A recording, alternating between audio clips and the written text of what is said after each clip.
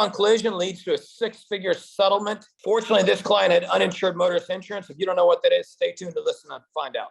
Hey, I'm Shane from Shane's Law. I'm here today talking with John, one of our senior attorneys here at Shane's Law. John's been with us for many, many years and helped hundreds of clients throughout his practice.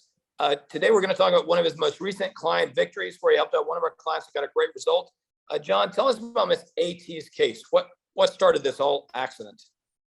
So AT initially came to us, Shane, when she was involved in a very, very serious accident that unfortunately was the cause of an inattentive driver who we don't know exactly what she was doing at the time of the accident, but whatever she was doing, it was not keeping her eyes on the road because she ended up drifting into AT's lane and causing a head-on collision that caused just really catastrophic damage to both of the vehicles and therefore catastrophic damages, unfortunately, to the client.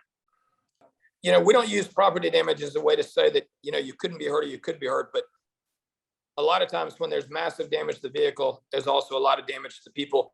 Was it apparent from the very beginning this was going to be a serious case? Absolutely. As soon as I saw the photos from the property damage, we really knew that there was some serious energy and forces at play that were exerted onto AT's body. And sure enough, the pain and the suffering started immediately for her. And what was her initial medical care, at least in the beginning stages of her treatment? What'd she have to do? So initially, she started off with conservative care, which is really the focus early on as we try and get in to see any sort of MD doctor or chiropractor early on, just to kind of take a full body assessment for the client and also see what can be done to kind of build up strength in the muscles and just do a full assessment of the body right after the accident as soon as possible. And what were her initial injuries? What do we think was going on with her?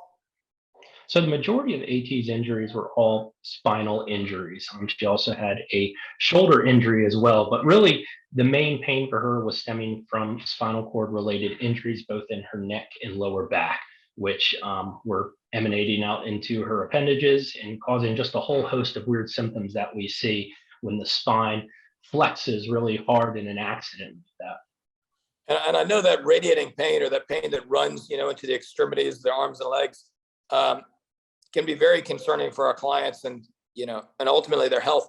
What do we find out what's going on with AT? So AT, the interesting part about this case is that she had some pre-existing injuries, having been in a motor vehicle accident years and years ago, and had been seeing a doctor up until the accident. However, what our main goal to do was to identify the new injuries or the aggravation of her pre-existing injuries. Insurance companies a lot of time will have you think that if you ever had any sort of prior injury or any accident of any degree, then you are not, you know, warranted, you don't deserve compensation for the most recent accident. So what we have to do as personal injury attorneys is help explain to our clients, no, that's not the case. There's certainly evidence that can be documented where, you know, if you were in a 5-mile-per-hour accident 10 years ago and you had some lingering injuries, that's a whole heck of a lot different to being hit head on at 35, 40 miles per hour. I mean, those are two different things. So that was the similar case here where, you know, we really had to document the difference in treatment and basically where AT had stabilized before the accident versus where she was post-accident. And there was a whole heck of a lot of different things that showed up on her orthopedic treatment and pain specialist treatment that weren't there before this accident. Okay. Overall, what kind of treatment did she have to receive before we could try to settle this case, or so she could get better? So AT underwent some treatment that is known as a radio frequency ablation, sometimes referred to as a nerve burn. Now, this treatment is a great way to find the area of the spine that is causing pain, and then it's actually where energy is sent into the suspected area of the spine that is causing pain, and it denerves it, which prevents pain signals from being transmitted. These are typically procedures that are done in intervals of 4 to 5 months, because sometimes those nerves grow back, but in the majority of cases, they do not, and the client receives full, long-lasting relief. Unfortunately, in this case, the injuries were so bad that these helped but did not work, and the pain did not stay away, so AT had to seek further additional, more serious care. So did she just have the radio frequency ablation again, or did she do some other kind of medical procedure? She had an additional radio frequency ablation, and then she was recommended something called a spinal cord stimulator, which in the pain management world is considered kind of an end game move. It means that they've tried everything else to date, and this is the latest, greatest, and best technology we have to help people suffering from what can only be deemed incredible long-term pain.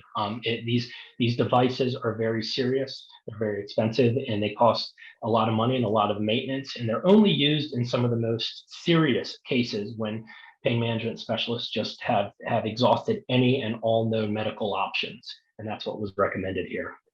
Okay. Ultimately, were you able to get a good settlement for Miss AT? We were. In this case, the insurance company thought that because of the prior injuries and the prior treatment leading all the way up to this motor vehicle accident, that was going to be the hill that they were going to die on, so to speak, and that they were basically engaging in finger pointing, saying, hey, it was the prior accident's case. But it was just so clear here that the accident was so severe, so serious, and the changes, we were able to pull documents from prior to the accident to now and just basically compare them side to side in a very common sense way to point out the changes that occurred. And once we were able to kind of illustrate that to the insurance company, they gave up that defense pretty quickly and they tendered all of their money. Tendering in this case being they gave us all the money that we could identify, and then we were able to pursue some additional monies under UIM coverage, which in North Carolina is called underinsured motorist protection, which we advise all of our clients to have very high rates of, so that if ever someone with low policy coverage hits you, you have additional money to go after. It can protect you, your friends, family, or anyone in your vehicle. And fortunately, she had a good policy there on the UM side, I believe, right? Yes, absolutely. And that stuff always just helps in these very, very hard cases. When sometimes you'll have conversations with your insurance agent talking about these rates and coverage. I personally believe that some of the best money you can spend is UIM coverage, which is high rates. It's very cheap to get, and you can get very high coverage. We always recommend at least a minimum of 6 figures in coverage, because we want to make sure that both you and family members are protected in a catastrophic accident like this. And I'd have to agree with you. I think it's some of the best money you can spend, certainly on the insurance world. Like you said, it's very cheap in comparison to the liability part. And more importantly, it actually protects you and your family if you're in an accident with somebody who's got a lower policy, just like what happened here to Miss AT. Ultimately, was she happy with the settlement you were able to get for her? I think she was very happy with the settlement, Shane, just because she had taken a long road on this one, and we were able to achieve, a good result, and she thought it was a good result as well. And I know that, she was very tired after a long path, but luckily we were able to speed up negotiations for her by good documentation. So just to get good resolution for the client.